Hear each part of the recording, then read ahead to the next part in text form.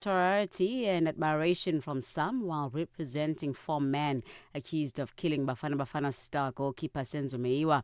He was disbarred in June after the High Court in Pretoria found that he was not fit and struck him off the roll of advocates. Judgment in the case against South Africa's firebrand EFF party leader Julius Malema and his former bodyguard Adrian Snyman is expected to be handed down today in the East London Magistrate Court. Magistrate Toinette Olivia spent the entire day yesterday reviewing state witnesses' testimonies. Malema is accused of discharging a firearm during the party's 4th anniversary celebration at Mdantsane in 2018. His co-accused Snyman is facing charges of unlawful possession of a firearm and ammunition. The case was lodged by lobby group AfriForum, who last month won a case of hate speech against the embattled EFF leader. Climate justice activists and community members in Cape Town, South Africa will today protest outside the Cape Town International Convention Centre, where the Africa Energy Week 2025 is underway. The Green Connection says fossil fuel worsens climate change, fuel pollution, deepens poverty and inequality, especially in marginalised communities. This comes months after the International Court of Justice ruled that the government must protect children's rights to a healthy environment amid the climate crisis. Ntombi Mapupa is a senior energy and climate justice coordinator in the Southern African Faith Communities Environment Institute. The biggest call we're saying is that fossil fuels are not the solution in our energy mix. Coastal and rural communities face the worst climatic impacts, largely from fossil fuel extraction. And the case in point could be communities along the Western Cape Coast and as well as communities in Mpumalanga. And our cause as a society is that we are saying no to new investments and an end to the development of gas and oil and nuclear projects. We're saying that South Africa needs to deliver a just and inclusive energy transition aligned with the 1.5-degree pathway that is set at the Paris Agreement. Lastly, members of the public in Wales, United Kingdom, are being asked to save the Welsh language place names that are currently left off the online maps. The public is also encouraged to contribute to online resources like Wikipedia by recording sound clips showing how place names should pronounce and providing phonetic spellings and assisting people in understanding the rich stories behind local names. The BBC's Howard Griffiths. From mountains to mills, bridges and businesses, the Welsh Government says it wants to preserve historical names which have been handed down through the generations but left off the digital map. Anyone can send an entry online by pinpointing a place and citing the source for their suggestion. People are also being encouraged to add sound clips to sites like Wikipedia, pronouncing place names such as Amlwch, Llandysilio and Ystalyfera, which don't currently have an audio entry. Channel Africa News, I'm Onele Tsinzi. SABC News. The African Perspective. And coming up in your sports news this hour, Kinshasa gets ready to host the 47th CAF Ordinary General Assembly, while India are up against Sri Lanka in the opening match of the ICC Women's ODI World Cup. Details coming up at 12:30. Africa Update with Lulu Gaboo, 12 to 1 p.m. Central African Time. Well, thank you to Onel Nzinzi with our news update and Msibudi Makura with our sports headlines. It is 12:07 Central African Time, and we're coming to you live from Johannesburg in South Africa on DSTV's Audio Bouquet Channel 802, on OpenView Channel 628, and on www.channelafrica.co.za, as well as on the SABC Plus app, available on the Apple and Google Play stores. Join us in conversation on our social media platforms. That's on X, Instagram, and subscribe on YouTube at Channel Africa 1. On Facebook at Channel Africa, you can also send us your comments and voice notes to +2763 as 406-9126 #Africa Update, and let us know which country you're in. And if you have any stories that you'd like us to highlight or to focus on, send us an email. It is newsroom@channelafrica.co.za, or give us a call on +2711 714 4459. Tune in and turn up the volume. This is Channel Africa. Well, today on hashtag Africa Update Us, we focus on Uganda with the presidential candidate Mubaraka Munyagwa saying that if elected, he will ban Swahili and designate French as an official language. Now, our question to you today is, what are your views on this? Do you think it will work in his favor? Let us know what your thoughts are and your views on all our social media platforms. That's on X, Instagram at Channel Africa 1, on Facebook at Channel Africa. You can also send us your comments and voice notes to +2763 as 406 9126. Hashtag Africa Update Us. Are you fluent in French, Chinyanja, Portuguese, and Kiswahili? Are you passionate about radio? And are you looking to work in South Africa? Do you have papers that qualify you to work in South Africa? In that case, we might have an opportunity for you to work for Channel Africa. Send us your CV and demo at newsroom@channelafrica.co.za. Remember, if you don't hear from us within 14 days, it means you have not made it or you have not been selected. Channel Africa, the African perspective. Africa Update with Lulu Gaboo, 12 to 1 p.m. Central African Time. Well, the Chinese Consul General Pan Xingjiang has hailed the 76-year journey of the People's Republic of China as one of resilience and growth, while reaffirming the special bond between South Africa and China. Speaking at a commemoration in Johannesburg, he highlighted global challenges from hegemonism to geopolitical conflict and stressed the importance of stronger South-South cooperation. Our Channel Africa's reporter Michael Mbewe has more. The 76th anniversary of the founding of the People's Republic of China was marked with a blend of reflection, celebration, and forward-looking commitments.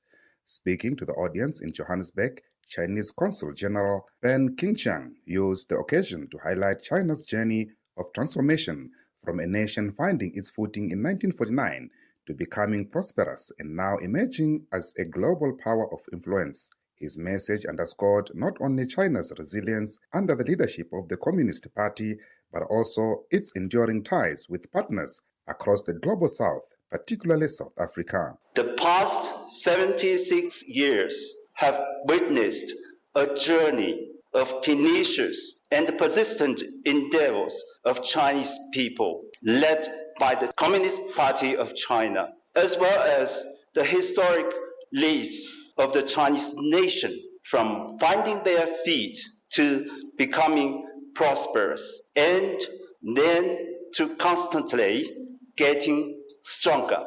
He highlighted global tensions and challenges from hegemonism to geopolitical conflicts that are making the world unsafe. We are living in a world where transformation unseen in a century is accelerating. Hegemonism, unilateralism, and protectionism are getting more and more rampant. Geopolitical conflicts occur frequently with no sign of end.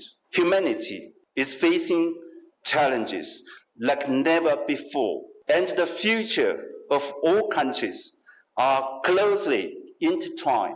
Against the backdrop of growing geopolitical tension, protectionism, and accelerating global change, Pan described China and South Africa's relations as comrades plus brothers, noting their strategic partnership has continued to yield fruits. China and South Africa have long enjoyed a special bond featuring comrades plus brothers.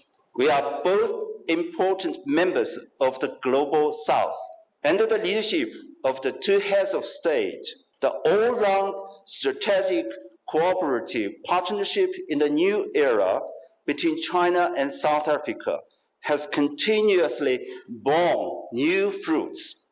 Under the new circumstances, China-South Africa relationship is of greater significance and embraces broader opportunities and brighter future. He also noted China's decision to impose zero tariffs to all African countries, a sign of deepening cooperation between China and Africa. In June this year, President Xi Jinping announced that through the entry into agreements on economic partnership for shared development, China would grant the zero tariff treatment for 100% tariffs to all 53 African countries having diplomatic relations with China. This is an important step taken by China to deepen cooperation with Africa and to support the continent's industrialization and agricultural modernization.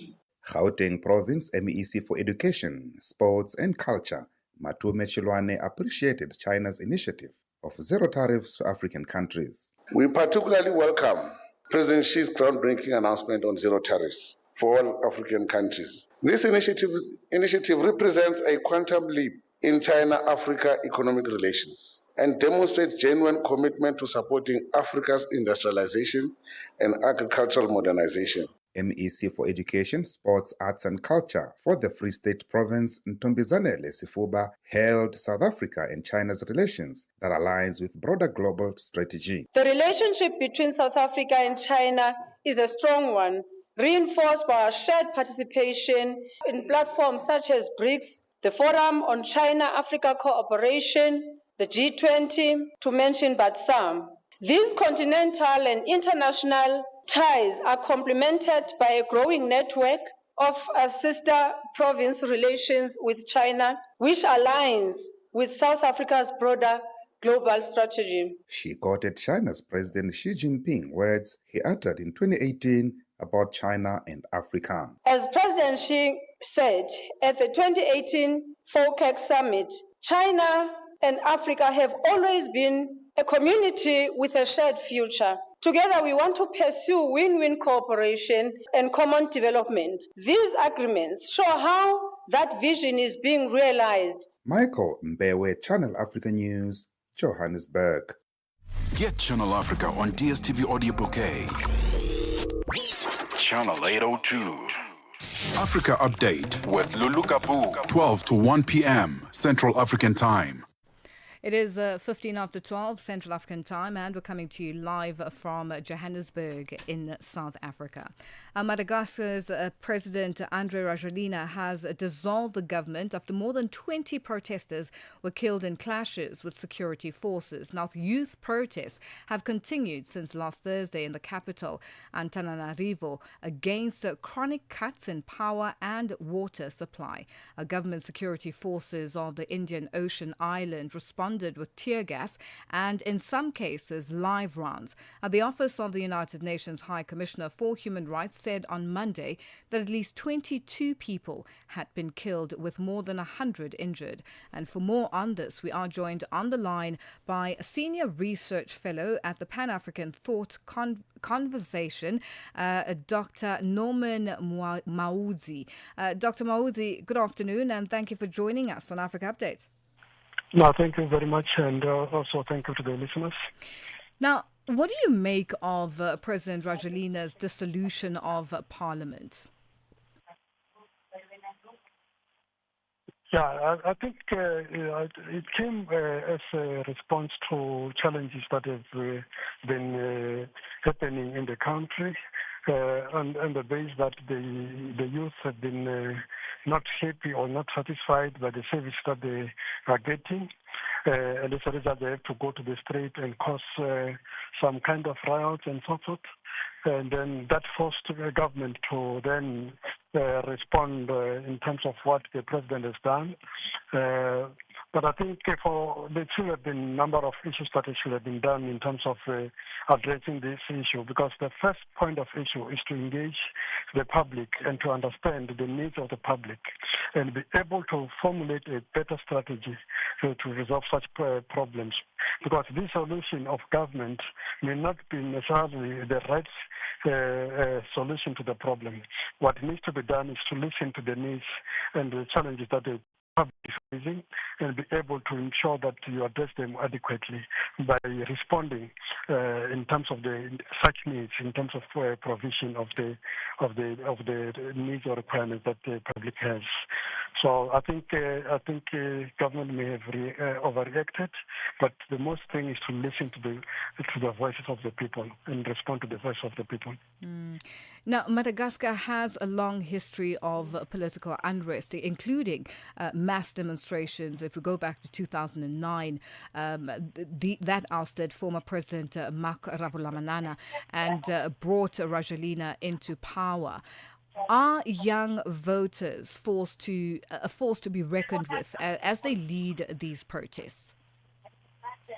Yeah, I think what needs to happen in Madagascar is to be able to really consult all the stakeholders, including the young people, and ensure that young people are recognized in terms of their voices. Of course, when President Rajoelina took over, it was more of representing the voices of the young people. But I think government should have done more in terms of really engaging the young people so that they bring them into government and be able to involve them in decision-making processes so that they are able to feel that they are part of government. Because the riots and the protests that are happening are indications of frustrations that young people have, maybe of not really being engaged to a point that they can be able to raise their issues. So I think government should have really moved closer and be able to engage with the young people and ensure that young people are involved so that whatever they are raising get to be solved. Because this issue of government changing and so forth, changes and so forth, it may not be the lasting solution. You need to move to the lasting solution.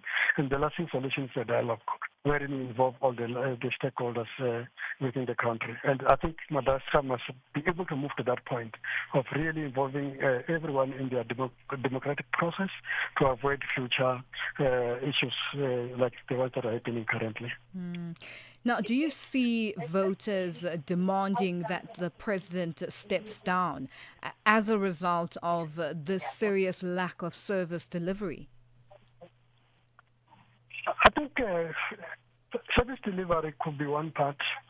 And as I've indicated, I think when people don't have a voice, then they find another way of finding that voice. And then they identify the president as the person who's then closing the voice, them to engage in terms of governance. And once that happens, then they'll call for the resignation of the president. So I think the lessons that the government of Madagascar could learn is to be able to open dialogue and be able to bring all stakeholders within the society and be able to understand them to a point that if it requires that they have to follow democratic processes, they have to be able to do that. Because if they don't do that, they will always have these issues of the president being requested to resign or to leave government and so forth. So I think they need an inclusive government wherein they'll have everyone who's able to participate and be able to deal with issues in a more inclusive manner and in a manner that satisfies all. But currently it's more like people are not engaged, they're left out, and they feel frustrated. That's why they call for the resignation of the president and so forth. Well, Dr. Mulawudzi, it's been a pleasure. We are going to leave it there for today. Thank you for joining us on Africa Update. No, thank you very much. Thank you. That's Dr. Norman Mulawudzi, a senior research fellow at the Pan-African Thought Conversation, joining us on the line. It is 21 after 12 Central African Time. Africa Update, your daily dose of African insights with Lulu Gaboo on Channel Africa.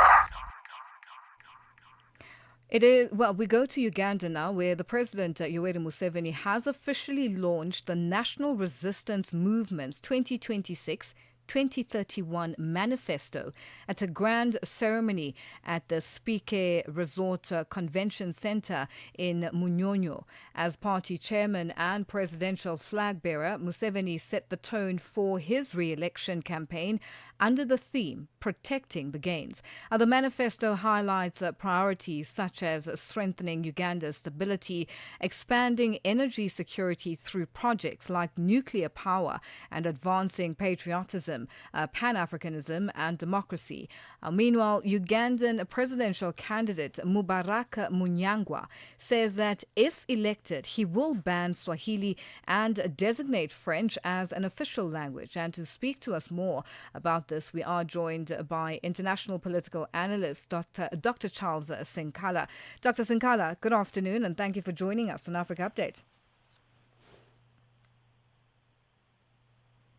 Dr. Sinkala, are you there? All right, we're trying to get through to Dr. Sinkala just to unpack what is unfolding in Uganda. And just one of the big ones with Mubarak Munyangwa saying that he will ban Swahili and designate French as an official language. And just to find out exactly what this means, Dr. Sinkala, are you there? All right, we will try and get him back on the line. We've lost that connection as you listen to Africa Update. We're coming to you live from Johannesburg in South Africa. And today's question on Africa Update, hashtag Africa Update, asks, we focus on Uganda, where the presidential candidate Mubarak Munyangwa saying that if elected, he will ban Swahili and designate French as an official language. Now, we want to know what your view is on this. Share your thoughts and your views on all our social media platforms. That's on X, Instagram at Channel Africa 1, on Facebook at Channel Africa. You can also send us your comments and voice notes to +2763 as 406 9126 hashtag Africa Update us. Africa Update, your daily dose of African insights with Lulu Gaboo on Channel Africa. We're coming to you live from Johannesburg in South Africa. Join us in conversation on our social media platforms. That's on X, Instagram, and subscribe on YouTube at Channel Africa 1. On Facebook at Channel Africa, you can also send us your comments and voice notes to +2763 as 406 9126 hashtag Africa Update, and let us know which country you're in. And if you have any stories that you'd like us to highlight or to focus on, send us an email. It is newsroom@channelafrica.co.za, or give us a call on +2711 714 4459. Are you fluent in French, Chinyanja, Portuguese, and Kiswahili? Are you passionate about radio? And are you looking to work in South Africa? Do you have papers that qualify you to work in South Africa? In that case, we might have an opportunity for you to work for Channel Africa. Send us your CV and demo at newsroom@channelafrica.co.za. Remember, if you don't hear from us within 14 days, it means you have not made it or you have not been selected. Channel Africa, the African perspective. Africa Update with Lulu Gaboo, 12 to 1 p.m. Central African Time. We will try and get Dr. Sinkala to join us once again and unpack that big story coming out of Uganda. But moving on, the global Sumud flotilla has once again set sail for Gaza after spending several days in Greek waters for repairs. Now, this follows last week's drone attacks on the flotilla and comes amid desperate repeated warnings from Israel, which has vowed to use any means necessary to stop the boats from reaching the besieged enclave. The flotilla now consists of about 47 civilian boats carrying essential supplies such as milk, baby formula, diapers, and medical equipment to support Gaza's 2 million residents living under siege. Bonolo Maribe has more. Since setting out in August, the global Sumud flotilla has faced numerous challenges, especially following several drone attacks that caused damage to some vessels, though no one was injured. Despite repeated warnings from Israel and prior activist interventions, member of the steering committee of the flotilla, Cleonike Alexopoulos, says they remain committed to confronting the Israeli naval blockade of Gaza. Our common cause here is to break the siege of Gaza and to contribute to the Palestinian struggle. We urge all people to follow us, to keep an eye on us, and help Palestinians finally achieve their liberation. Israeli tanks advanced deeper into Gaza City's residential districts on Sunday, with local health authorities reported being unable to respond to dozens of urgent calls, which, according to South African author Zugiswa Wena, heightened the flotilla's urgency. there have been a lot of bombings and shootings in Gaza City. Al Shifa Hospital is almost non-functional, and we are now about 2 to 3 days away from Gaza. We understand that probably in the next 24 to 48 hours, we shall be where the Handela and the Madeleine were intercepted. But we live in hope because our first desire, our only desire, is to be able to get to the people of Gaza and offload the humanitarian aid.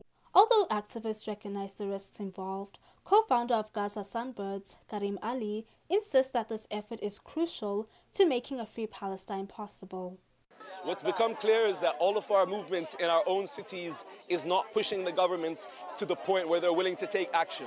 We've seen so expertly shown to us by the Sumud flotilla, which is just right now on its way to Gaza, is that when you get into the water, when you're at the border, when you're face to face with the genocidal entity, then your government is willing to step in. And that just shows the power of these freedom flotillas. Although, yes, the dangers of this mission are very high. Every single person in the crew is risking their lives to try to make a difference. But at the same time, there is no other option. Meanwhile, Turkey has joined the likes of Spain, Italy and Greece in monitoring the international flotilla carrying aid to Gaza. It is expected to arrive in the besieged enclave later this week. Bonolo Maribe, SABC News. Ukatili wa kijinsia unaharibu maisha na kutenga jamii. Hutokea nyumbani, shuleni, kazini na mara nyingi kwa ukimya. Lakini hauwezi kuendelea. Ukiona, ongea. Ikiwa unaumia, funguka, kwa sababu kutofanya lolote sio chaguo. Sikiliza vituo vyote 19 vya redio kuanzia Jumatano ya tarehe 23 Julai kwenye mijadala, ushauri, tamthilia, maonyesho ya elimu na mahojiano na wataalamu, manusura, watunga sheria na nchi nzima iliyoathirika na ukatili wa kijinsia kwenye vituo vyako pendwa vya redio. Piga simu 0800 428 ili kuripoti unyanyasaji au kupata msaada. GBV ikomeshwe na wewe. Ujumbe huu umeletwa kwenu na shirika la SABC. Africa Update on Channel Africa. It is 12:30 Central African Time, and our news headlines up next with Onelin Zinzi. SABC News. Headlines. The African Perspective. Thank you, Lulu. Uganda's President Yoweri Museveni has officially launched the National Resistance Movement's 2026-2031 manifesto at a grand ceremony at the Sipeke Resort Convention Centre in Munyonyo. South Africa's Crimes Intelligence Head, General Dumisani Khumalo, has revealed links between Brown Mokgotsi, Vusumuzi Matlala, and the country's police minister, Senzo Mchunu. President Cyril Ramaphosa has placed Mchunu on leave of absence after KwaZulu-Natal Police Commissioner Nhlanhla Mkhwanazi alleged that he was linked with organized crime syndicates in the country. And there are increasing calls to urgently address the escalating humanitarian crisis in Gaza. Channel Africa News, I'm Onele Mtsinzi. SABC News. Headlines. The African Perspective. Sports on Channel Africa. The African Perspective. And a very good afternoon from the sports desk. I am Musibudi Makura with your latest sports news at the Sawa. So on the 6th of October, Kinshasa will proudly host the 47th CAF Ordinary General Assembly. Now, for the Congolese capital, this gathering represents far more than an administrative milestone. It's an opportunity to remind the world that Kinshasa breathes, lives, as well as dreams football. So the Ordinary General Assembly will bring together leading figures in African football, including the president of CAF's 54 member associations, representatives from the 6 zonal unions, as well as senior football officials from across the continent. Now, the CAF president, Dr. Patrice Motsepe, will chair the 47th General Assembly meeting on the 6th of October. Further field now, Norwegian Football Federation President Lise Klevenes has called for Israel to be suspended from the international football ahead of the expected UEFA vote this week on the country's participation in European competition. Now, Norway are set to play Israel on the 11th of October in a World Cup qualifier in Oslo, when a win for the hosts would all but seal their qualification to next year's World Cup that is co-hosted by the USA, Canada as well as Mexico. Now, Klevenes, who also serves on the European soccer governing body UEFA's executive committee, ruled out a boycott of the match but said sanctions against Israel are necessary. Back home now, South African road running star Kabelo Mulaudzi says 2025 has been the best year of his career after achieving remarkable milestones on the road and across, and also in cross country. He etched his name in history by winning 4 consecutive Absa Run Your City 10-kilometer races, a record few will ever match. He also secured 3 national 10-kilometer cross country titles in succession, underlying his dominance. Now, modest as well as hard-working Mulaudzi expressed gratitude to his coach Richard Meyer as well as his family for their unwavering support this season. It was the best season ever in my life. Yeah, to win 4 victories in a row. Yeah, was a good season for me. I'm very happy. I don't know what to say. I'd like to say thank to my coach, my club, Boxer EC, and my sponsor and my family and friends for the support. It's been a good season for me. On to some cricket news now. Sri Lanka earlier won the toss and elected to field first in the ICC Women's Cricket World Cup at 2025 opener against India. Now, the two hosts of the marquee tournament are squaring off at the ACA Stadium in Guwahati to kickstart the 14th edition of the Women's World Cup. So India arrive at this year's tournament as one of the favourites to go all the way, eyeing a maiden World Cup title. Meanwhile, Sri Lanka are featuring at this year's tournament after 8 years. Back in 2013, when India last hosted the Women's World Cup, the island nation had defeated India. So the score at the moment, India currently on 54 runs for the loss of 1 wicket. This after 10 overs played so far out in India. And finally, in case you missed it, so Rwanda has announced a long-term sponsorship deal with the Los Angeles Rams as well as the LA Clippers, becoming the first African nation to partner with both the NFL as well as the NBA for tourism branding. So Visit Rwanda, the tourism brand of the Rwanda Development Board, will appear as the exclusive jersey patch sponsor of the LA Clippers, while the Los Angeles Rams home field will also carry its branding. Now, the East African nation has also long pitched itself as the hub for major sporting events and leading eco-tourism destination, a part of its bid to attract investors as well as move beyond the shadow of the 1994 genocide. Well, that concludes your sports news this hour. For any sports stories you'd like to share with us, send us an email to newsroom@channelafrica.co.za. Alternatively, give us a call. The newsroom line is +27 11714 4459. I'm back with more sports news in the next hour. For Channel Africa Sport, I am Musibudi Makura. Sports on Channel Africa. The African perspective. Yo. Listen up. Check it out. Channel Africa is taking the digital game higher. Check it out. We are taking our digital platforms to the next level for you, our loyal listeners. You know where we at, right? New website, a fresh new app, and they're on fire. Anytime, anywhere listening, Channel Africa brings the African sound to you. It's the bomb, yo. Stay locked. The future is crystal clear with us. Your new way to experience Channel Africa is almost here. Africa, stand tall and get ready.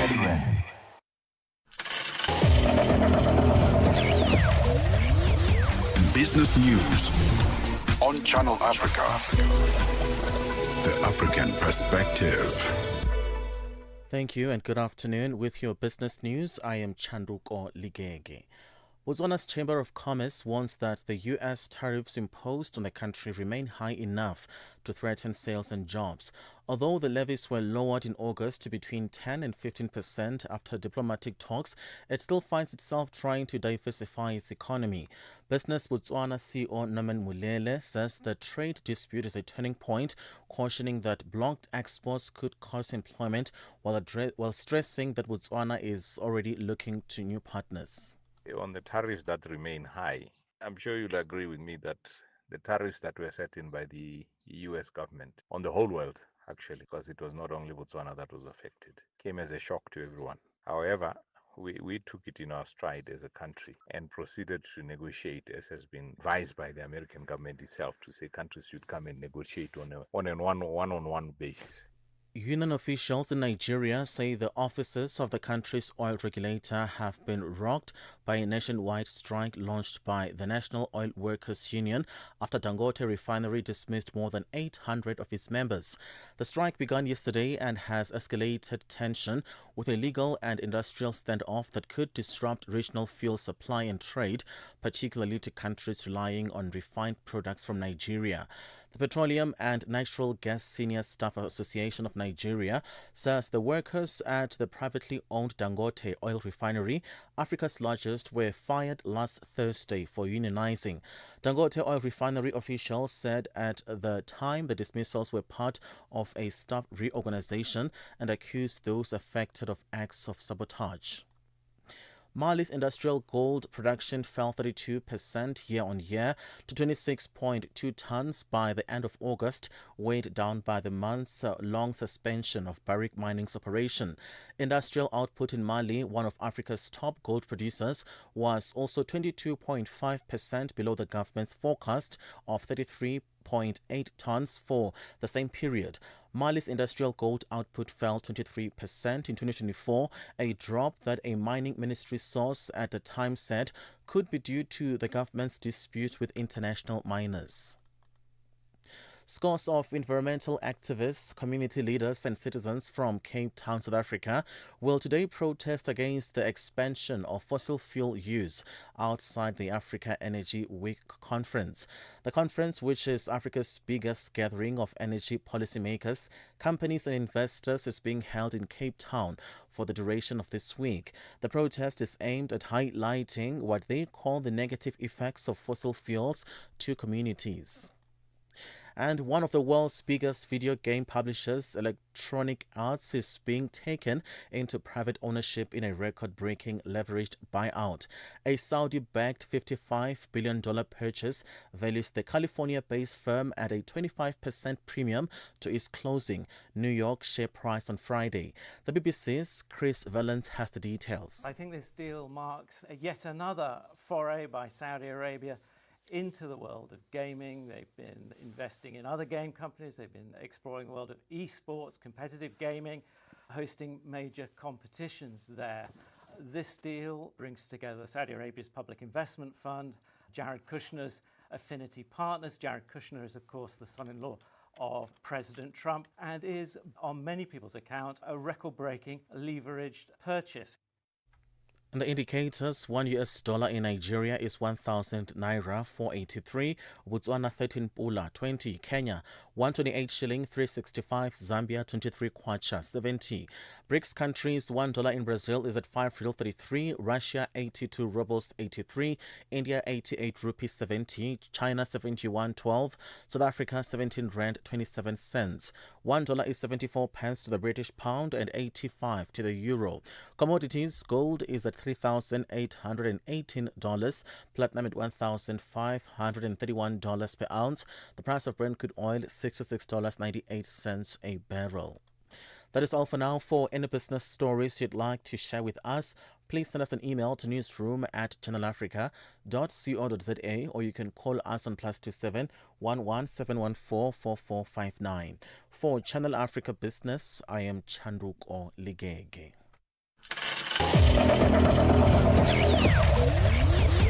Business news on Channel Africa.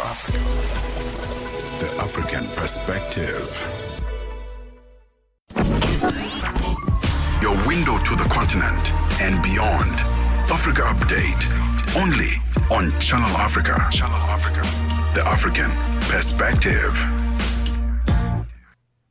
It is 12:42 Central African time, and we're coming to you live from Johannesburg in South Africa. South Africa is in the grip of powerful criminal networks, according to top cop Lieutenant General Dumisani Khumalo.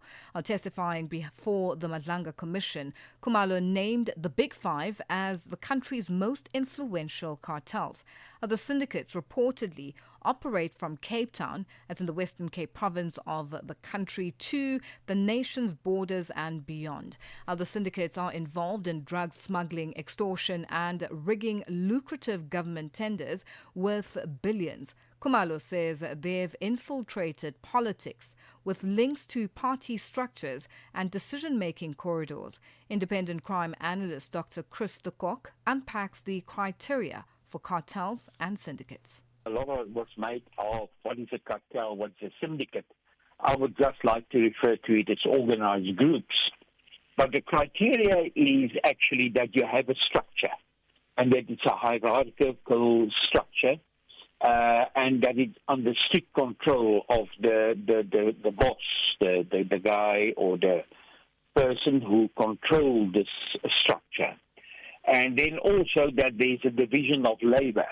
Certain people do certain things. And you will also have that syndicates are using corruption.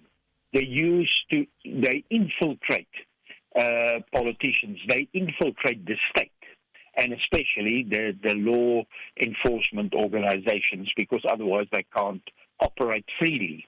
On the other hand, you'll find that in the CIT field, the cash in transit field, groups don't comply to this. Research, very good research, have indicated that the CIT gangs or the CIT cartels or syndicates or organized groups, they operate totally differently.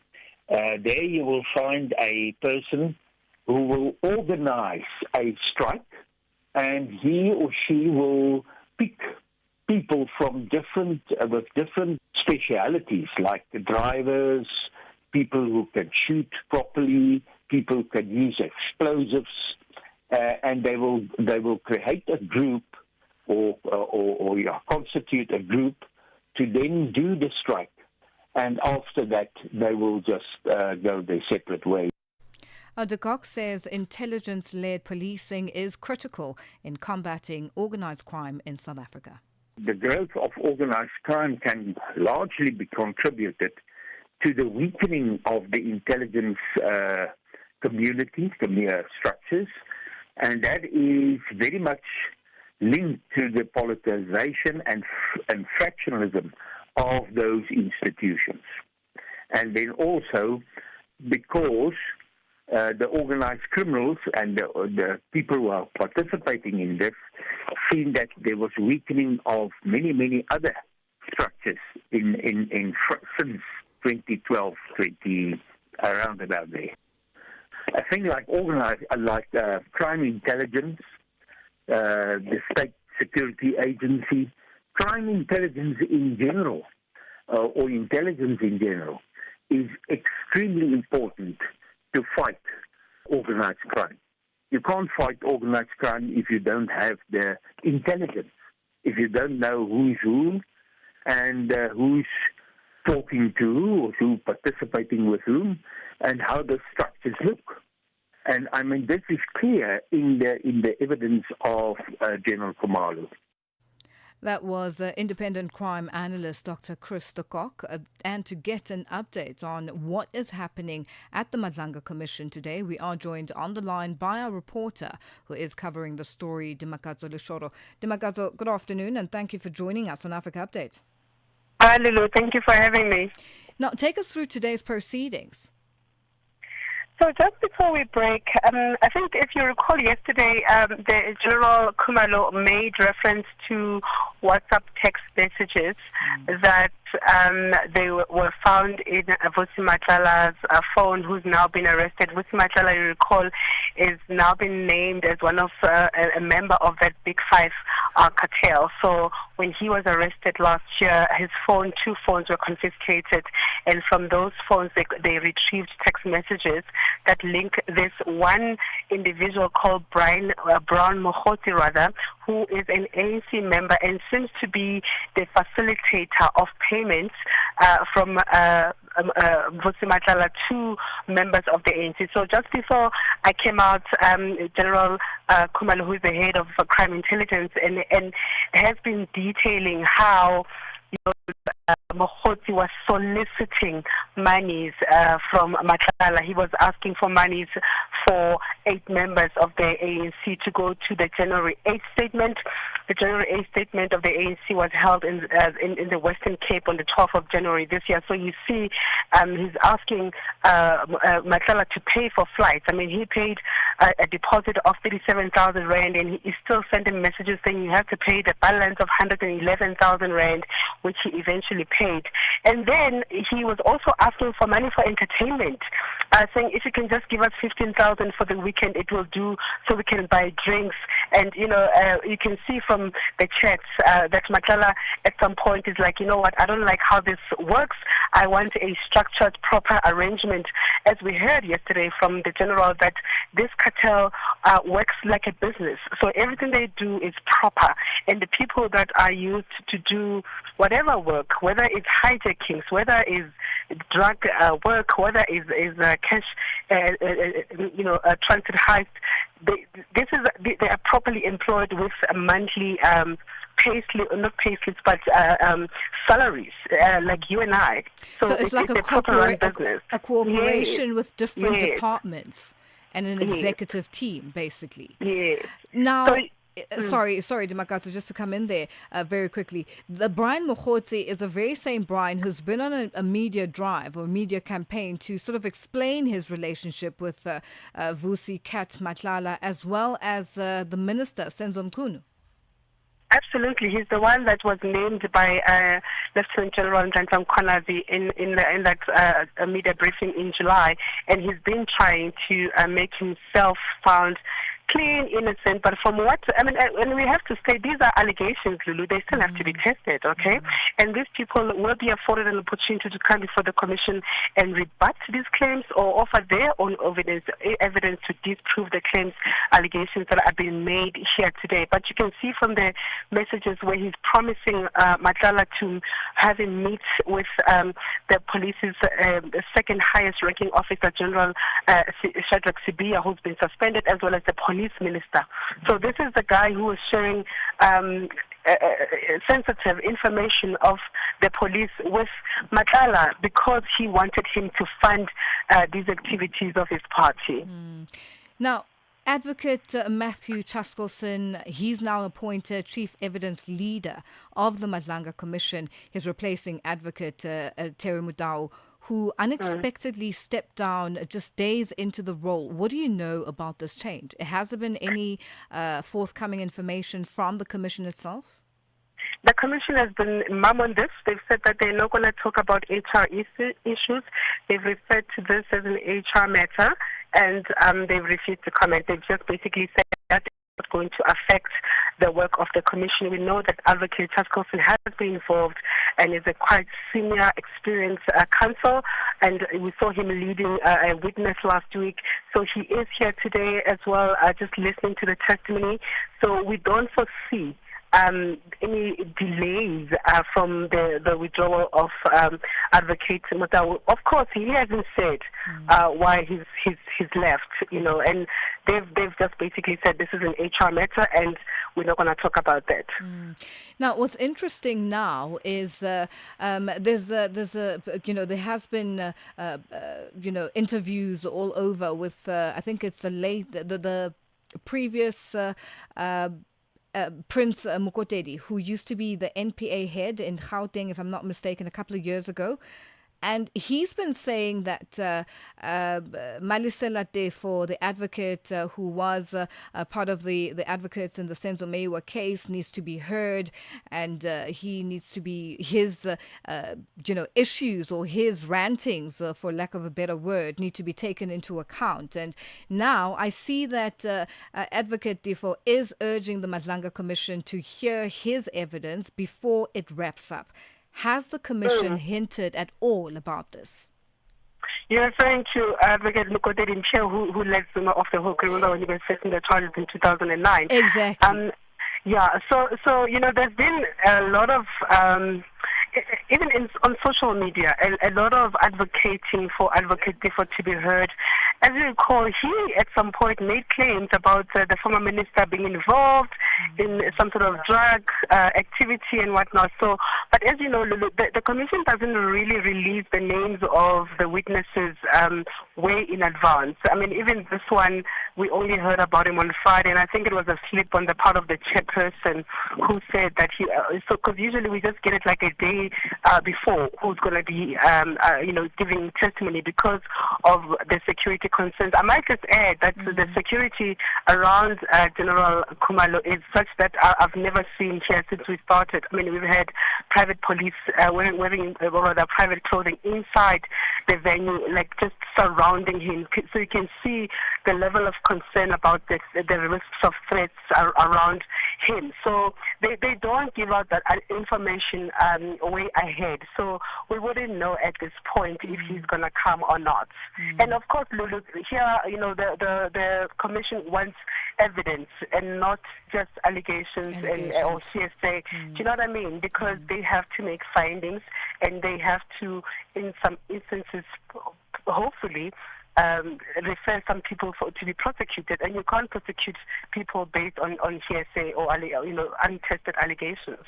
This is a very interesting time in South Africa, and these commissions just keep, there's a lot happening, because on the other hand, Advocate Chauke of the NPA, there's now an inquiry that has been confirmed and signed off by the president. So a lot is happening at this point in time. Inquiries left, right, and center. I mean, and you know that was also precipitated by Konazi's press briefing. I mean, that triggered a lot of things, right? We saw things starting to happen because there have been complaints about Advocate Chauke here. Even the boss, the NPA boss, Shamila Batori, had complained about this advocate here who was leading the NPA prosecutions, him dropping charges of some well-known politicians. And you know, there have been questions about how those charges were dropped, if he really applied his mind or there was political influence. But we'll find out when that inquiry does get underway. But Lulu, as I think you've said it before, that we have all these inquiries, and the question is what happens at the end? Is anything actually going to be done? We're still waiting to see anything being done by the Zondo, from the findings and recommendations of the Zondo Commission. So you know. Yeah, I think I have a lot of hope with the Madlanga Commission because this time around, it's literally, apart from the SAPs, it's the prosecutors, it's the judges that have been brought into question. So there's a lot. Something needs to be done, and very quickly. Well, we hope so, but I mean, from the evidence we're hearing, the ANC is at the center of it. The ANC has benefited from, criminal or crime. Well, it was actually the money that Matlala paid was from a tender of the SAPS that he was granted of 360 million rand, and that has now been withdrawn. So it's very complicated, but it just shows the level of criminality that goes to the union buildings, if we are being honest here, because we've heard the president being mentioned with regards to the task team being disbanded. The head of the police came and said that he checked with the president, and the president was informed that Minister Mkhune has taken a decision that all the witnesses, I might add, Ludu, who've come here have said was irrational. This task team was effective. It was dealing with political killings. It was dealing with people who are politically connected, and that's why it's a problem. In fact, in one of the WhatsApp text messages that we heard this morning, this Brown Mkhoti says to Matlala, he sent in a text and say, this TAL team that came to your house and terrorized you is being disbanded. And then immediately he sent him proof. By that time, people who are involved in the TAL team didn't even know that they were being disbanded. That's how involved or connected he is to the minister or minister's office, because we've heard the minister's chief of staff is also involved in this. So there's a lot. Is quite deep. Yeah. And what's interesting now is whether the president will send somebody from the presidency or himself, if he will appear before this commission. He's done it before with the Zondo Commission, so let's wait and see. Let's hope so. Because there's a lot of answers that we need here. Most definitely. Well, Dimakatso, it's always a pleasure chatting to you, and thank you so much for joining us on Africa Update today. That's our reporter who is covering the Madlanga Commission, Dimakatso Lishoro, just unpacking what has unfolded today and yesterday, and just touching on a number of issues that have come forward. Well, it is that time of the day where we wrap up on Africa Update, and continue with us on our social media platforms. And don't forget, we want to know what your thoughts are with regards to our question today on hashtag Africa Update Ask. Uganda's presidential candidate Mubarak Munyangwa saying that if elected, he will ban Swahili and designate French as an official language. And we want to know from you what your view is on this. Share your thoughts and your views on all our social media platforms. That's on X, Instagram at Channel Africa 1, on Facebook at Channel Africa. You can also send us your comments and voice notes to +2763 as 406 9126. Hashtag Africa Update Us.